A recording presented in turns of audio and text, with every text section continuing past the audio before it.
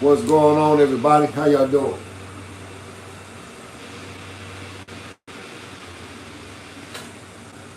What we're featuring today is the Louis Vuitton brand new bag that just got released. It ain't even out.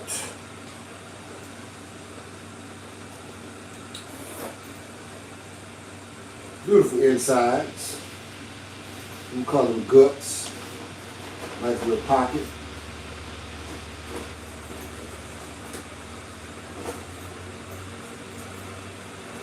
Another nice little pocket.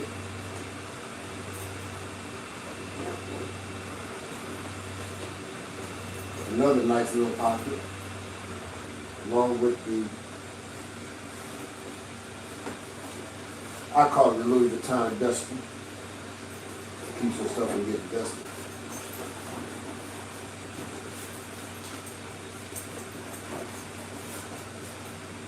Very, very, very nice. Anyone who might be interested in it. Oh, is this the real bag? Whatever. You gotta ask and you don't know. Anyone who would like to buy it, Christmas is coming up. It's very beautiful. Has not been released yet. It's a very beautiful Louis Vuitton bag. It is going for $500.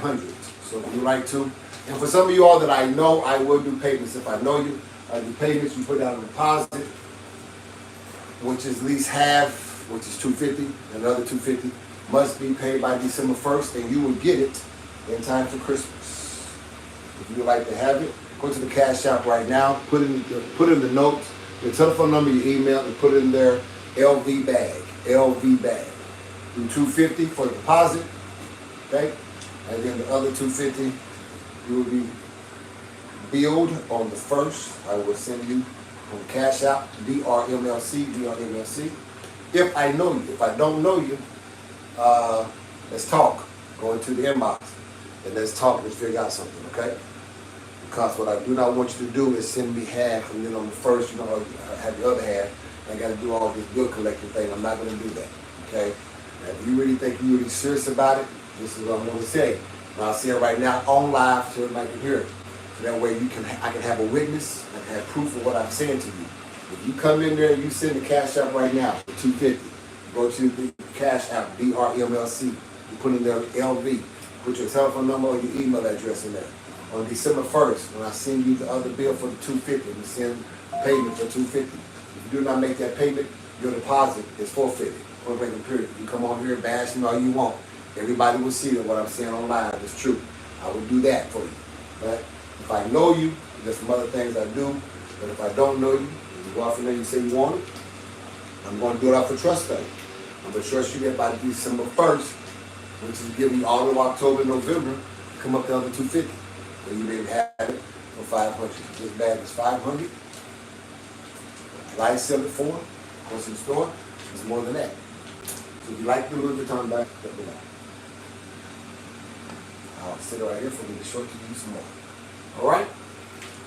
Now, anyone who wants to come on and troll and want to say something funny, want to say, oh, that's fake, this, that, the third, I'm not going to fuss at you. I'm not going to go back and forth with you. I'm automatically blocking you. So leave a big paragraph, put as much as you possibly can.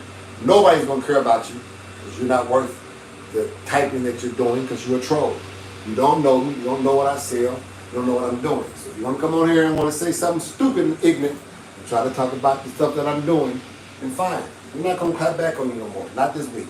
Not till after Sunday. After Sunday, I'll be majorly cutting back at all of the trolls again. But I said I'm going to give it a week or so. But if you come on here and you say something stupid, ignorant, about something being fake and real, you don't know me, and you sit up here trying to be funny and trying to get some clout off of my live, you're just going to get simply blocked. You're not even going to give you the energy. You're not even going to tell nobody you said anything. You're just going to block you.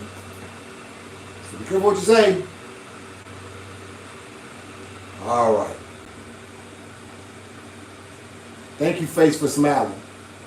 You didn't say nothing. That was just a smile. Everybody else come on to TikTok, hit the screen, this, that, and the third. Oh, let's see what's happening here.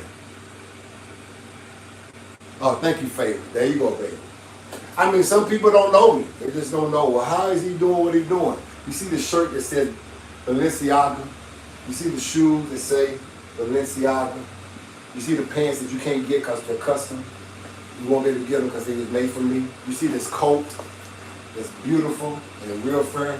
I'm somebody important, so I can get stuff, and I'm trying to pass it on to my peoples and make sure y'all don't have to pay the normal $2,200 for the dang bag at Macy's, Fifth Avenue, or go to Vegas and go to the Louis Vuitton store, and they try to sell it to you for between $1,800 and $2,200.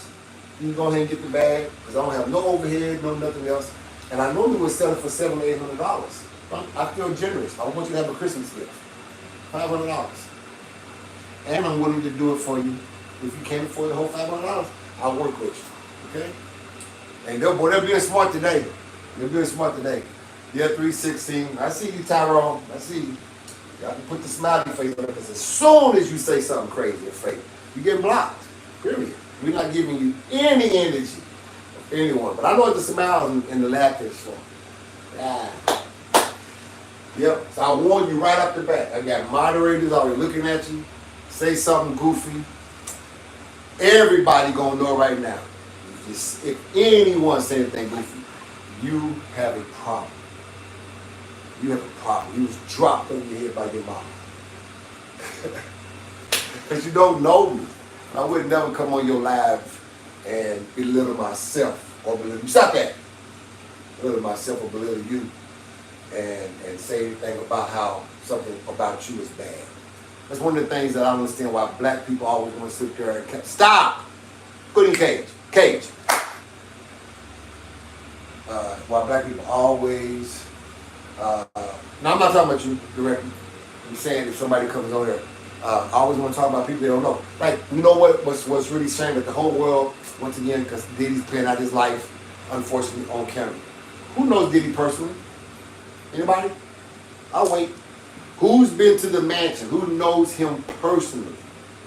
Who knows R. Kelly personally? Who knew Michael Jackson personally? 90% of the people who ran them down and talk bad about people, you don't even know these people. Who knows Bill Cosby personally? You know what I mean? Who knows? I have my own jeweler here in Oklahoma. Who knows? Nobody knows the people person. Right? Who knows these people personally? So if you don't know nobody personally, like, Cage. Then, I mean, saying what the media say, saying what you think you heard in court, you never know what the pressure is until you have to be on camera. Once again, that's why this is no pressure to me, because I used to be on television, Christian Network on top of that. Used to get hate mail. People used to call my wife out her name, used to call my kids out their name and stuff, and never knew me. They didn't know that I changed the neighborhood, and we was feeding over, weekly we was feeding between 25 to 26 families. 25 to 26 families every week. We shut down the drugs in the park in Pleasant Grove, right across the street from our church. When I say shut it down, I mean we cleaned up needles, condoms, other drug pipes. Some stuff I can't say because they'll say that it's offensive, but all kinds of stuff. Pill bottles, they had pills in them still by the kids' swings. So we went through that whole park and cleaned it up. Then we policed it. We told the police, you guys don't want to come over and police it. We police it. So me and our church got out there, and I'm talking about 7 days a week. We had a rotation, even at night. We would rotate until we just made everybody start feeling comfortable. Then we went to 2 of the schools in the neighborhood, found out they had a 70% dropout rate, or repeating rate. In other words, the kids were flunking and had to repeat the class again. And some teachers really was just passing through. We started an after-school program. I had a professor, I had a math teacher, had a professor of science, math teacher, math teacher who taught algebra, professor who taught science. We had a history teacher, we had an English teacher, because it was a bilingual school where they spoke Hispanic and English. So we had an English teacher that volunteered their time for a whole semester. Those kids that was flunking, 70%, we dropped it down to only 20%. 20% didn't pass to go to the next grade. So when people say the church and church folk don't do stuff, we just never let no cameras. We told TBN, we told News 4, 5, and 9 in Dallas, no, do not record us, do not come and interview us. We're not doing this for publicity. We're doing this because we really love our community. It got out anyway. Cameras came anyway, and all that. You know what's amazing? So like when I had some issues, I was dealing with struggles in my marriage, which was with infidelity. I was very honest with my wife about it, very honest with my congregation. I set myself down for 6 months. The very same people who just praised and everything, never came to interview my wife, never came to interview me, never came to interview the church. They just went off on me, made me like I was a predator and all of that kind of stuff. Now, the two women that I did mess with were 32, 28 and 32. At this time, I'm 36. And I'm like, wow. And what the hell happened? Man. So my infidelity is against my wife, not the church, not America, not TBN, not the news. It was against her. She forgave me. We went to counseling. I admitted it. I even covered the two. Even to the day, don't nobody know who 2 women is. She don't. That's it. The news don't know. Nobody knows. I took the L. I'm a man. I'm grown. I'm the one that made the decision to do my part. And it was like, wow. That's why you gotta be careful of people who lift you up can be the very people that also can bring you down. Right? So you gotta be careful about that. That's why I cherish the people that's in my life now, because they let me be me. That's why I come on here. I'm me. I'm going to be me. My lifestyle is what it is. I'm very loved. KingHulk loves me dearly. The staff loves me dearly. A few people over here that I've gotten a chance to know over the years love me dearly because I brought help and change. My platform is mainly for women. It's not for any of the men. The few men that own me appreciate you for remaining very respectful, because the only ones who troll me are men. You know, they're the only ones that got something goofy to say. And I understand the whole thing about, you know, I'm an alpha male. I attract attacks. I'm good with it. I've been using it all my life.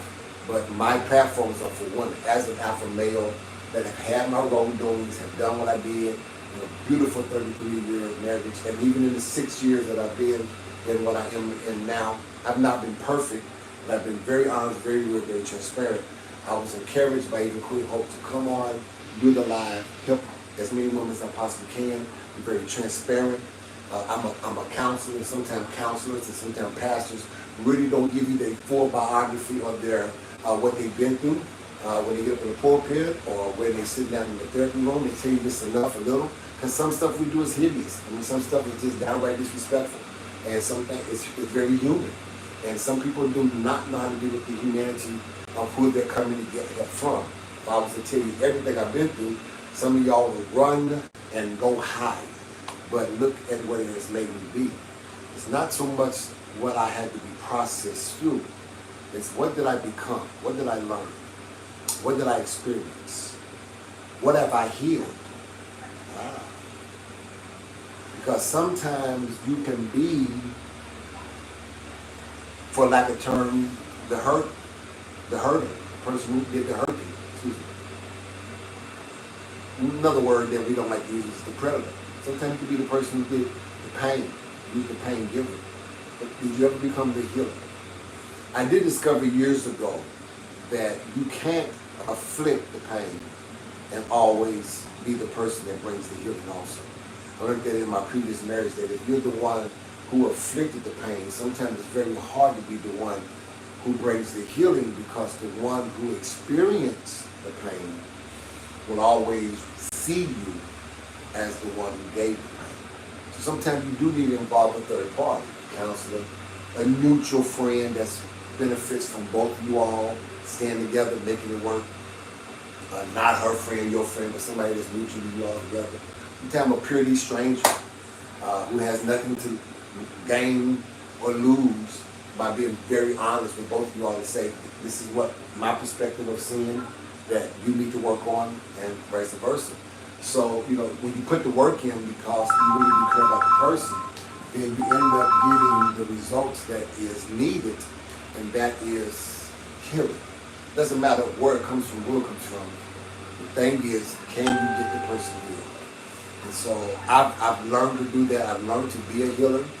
That's why I started this platform, ladies, is to do what I can to bring as much healing as I possibly can. Once again, I'm nowhere perfect. But what I have done is to make sure if I come on here, if I speak to you all, I speak from a perspective of I've done it, I failed miserably at it, I learned from it, I became very successful at it, and now here it is. So you're going to get all of the story. You're not going to get the success on me. That's what most people just want, the success. And then the other crowd wants just nothing but the hideous failure.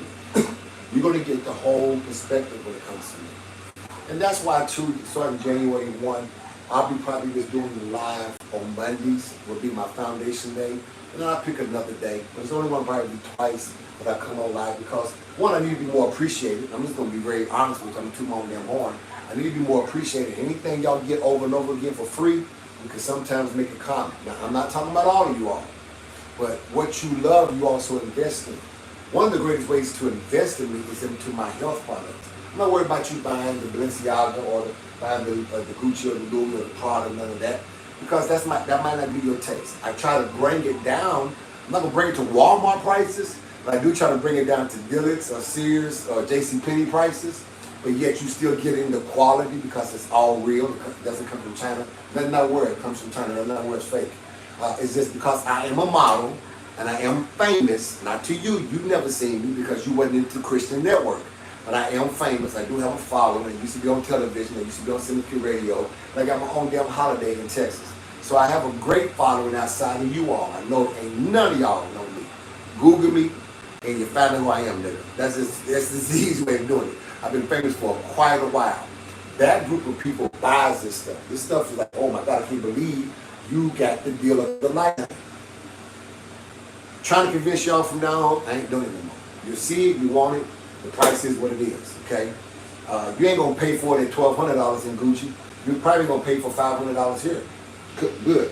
Even when I had this purse that is no longer for auction, and the red bottom shoes, we started it yesterday at $150. Do you not know not one person even put the $150 down? And I'm like, what are y'all doing? And then I had a couple people out there saying, if this doesn't look good, does it? Can I share something with you? Even if this is a knockoff, bootleg, or fake, it's $150. Do you understand that? Nobody's gonna come and say, girl, let me see if that's really real. Let me see. If somebody in your life is doing that, you need to get rid of them. I dare anybody, even my mama, walk up on me and ask me, do I have this fake or real? Like, are you serious? What does that matter? You ain't the one paid for it. And it look hella good. I won't even tell y'all, but there is something that I wear that is not genuine. It is not genuine. Not genuine at all.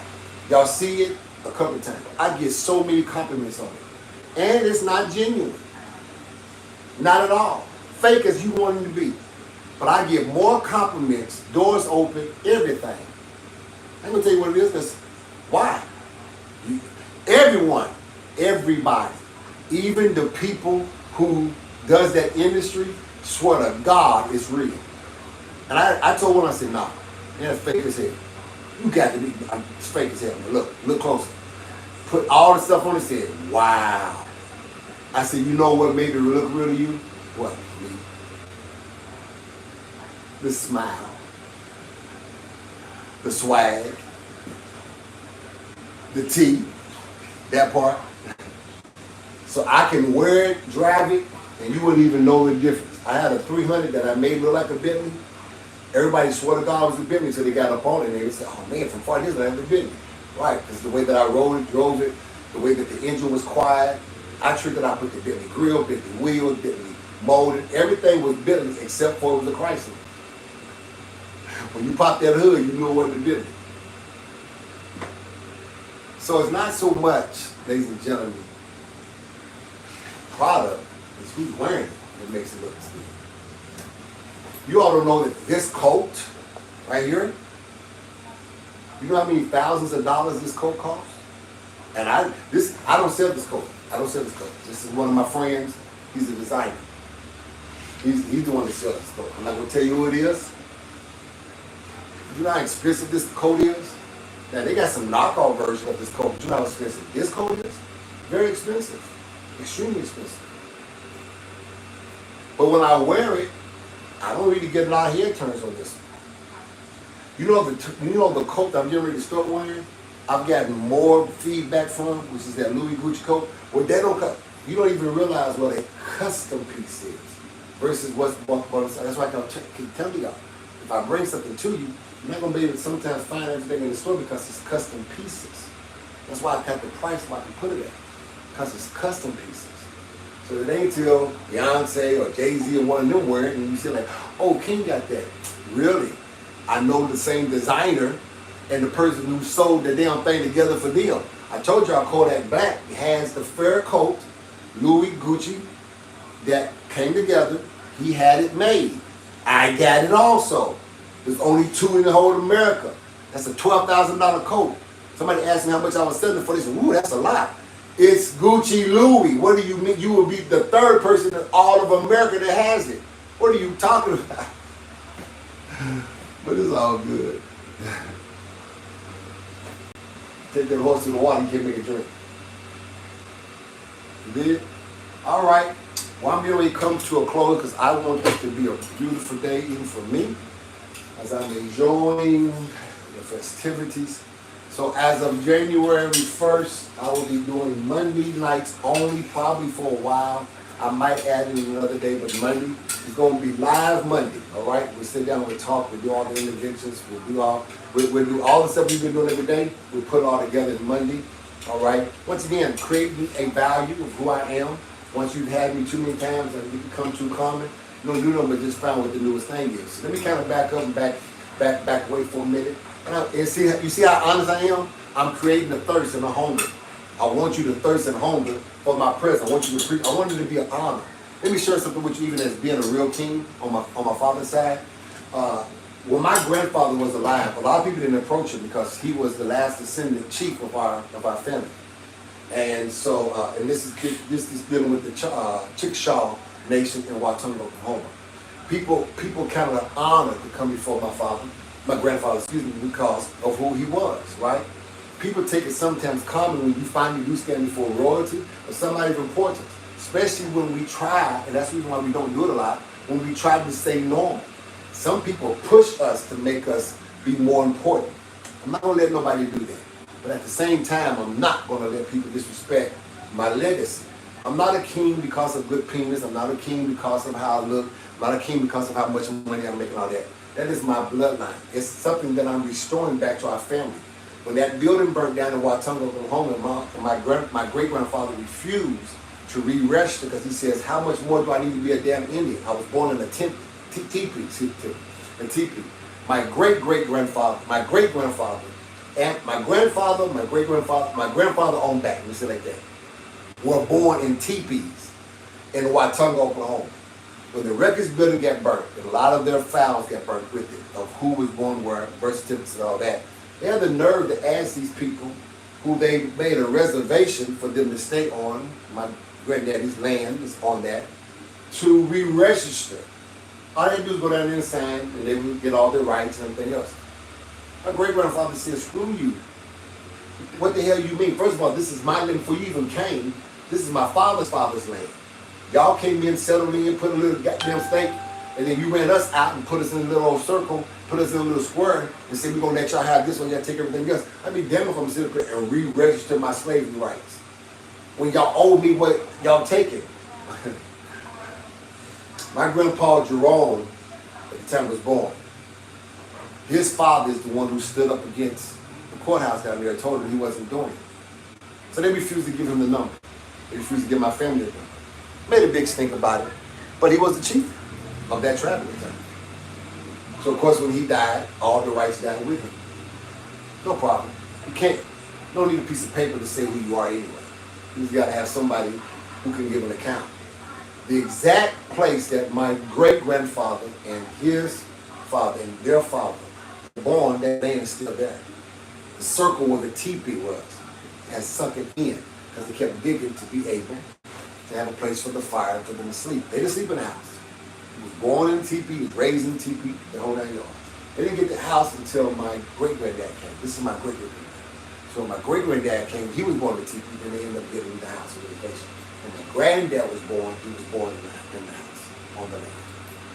So I'm just restoring it back. My daddy's is the last one of his family.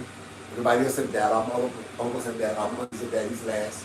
And me being the baby boy of my mother, I'm the only one outside of my baby brother who's dead now, decided to research, and he was known as King also, he lived in Arizona, and he's dead, he passed away. So I took upon the burden to say, somebody need to restore this right back to our family, and it's me. So when I say there's a certain degree of respect that I am going to get, I already have in a lot of places, but I'm going to get even from this live stuff, I'm going to figure this out. I'm going to get it. You ain't going to be the one to give it to me. I'll be damned if everyone disrespects me. So I'm creating a buzz. Like where did King go? He used to, I'm going to still post my videos and everything. This ain't going to come on live all the time. Be on there on Mondays. Create a desire. How much can you desire? I know how to do this stuff, baby. I used to do this stuff on television. We wasn't on television all the time. We wasn't on radio all the time. People just flooded the lives. Every time they knew we was on, they would flood the lives. We was on TV and they would flood the people. And you know, you just learn certain things about it. You learn things about people's nature, right? But I want to appreciate you ride or die for. This is nothing to slight against you. What I'm going to be doing with the people that's been really faithful, that's really been sticking it out with me for the last 2 or 3 years with your help and everything else, I got some stuff that we're going to have some interaction away from this bullcrap, where we can be able to just talk and enjoy ourselves. Going to be able to give some things away to you all, and you got to have nobody question it. I want to give some more major discounts for some stuff that you might want to buy. Because once I get you healthy, once we get into your right size, I want to become your full Walmart. You need panties, you need a bra, you need stockings, you need. I'm a Gucci, Louis, Prada, Chanel, your tail guy. Baby, when they get through your city, they're gonna be like, how? They gonna wonder who the hell you are, who you been all your life. They just didn't know. Now you can find out who you are. You did? All right. I'm about to go ahead and let y'all enjoy your Saturday, enjoy your day. I'll hit you up in the morning at 7 a.m. for our workout. Let's get ready for that. You did? And appreciate all of you all that have come on. Saturdays is sometimes a hit and miss kind of situation because people got things to do with their family. Hey, on behalf of the penguin, what it do, dog? He says, what's up, y'all too? Somebody said, how does the penguin synchronize with you when you dance? Hey, when you're in my atmosphere, when you're in my surrounding, everything lined up. You did? I'll holler.